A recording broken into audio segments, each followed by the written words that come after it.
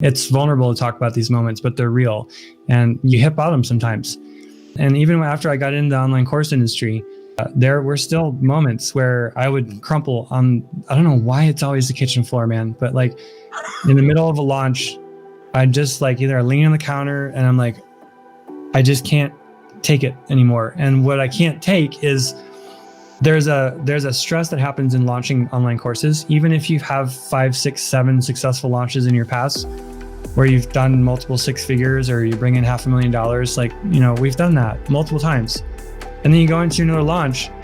When you're in the launch, you can't see the future. When you plan a launch, you think it's going to go fine because you can look at the past launches and you think, oh yeah, we're fine. There's a spike at the beginning and it sort of levels off in the middle, slows down, and there's a big spike at the end because of the urgency that comes at the end of a launch.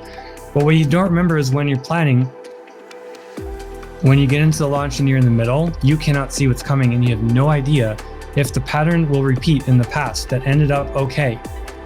When you hit a day of your launch, you're like, you know, 2 sales come in, the next day 1 sale comes in, the next day no sales happen. And you're like, oh my God, we need to bring in another $150,000 to make it for the rest of the year because our family makes the entire year's income in these 2 weeks, right? That's a lot of stress. That's a lot of stress. And when you're in the middle of it and you're launching and you don't know what's going to happen tomorrow, you don't know if there's going to be a spike, you don't know if like California's going to get swallowed up by fires again and affect your sales because most of your customers are in California. I'm not making that up. That actually happens multiple times.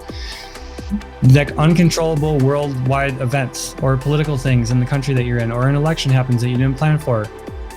Things affect your launch and it can, like, it doesn't always turn out good. There's not always a big enough spike at the end.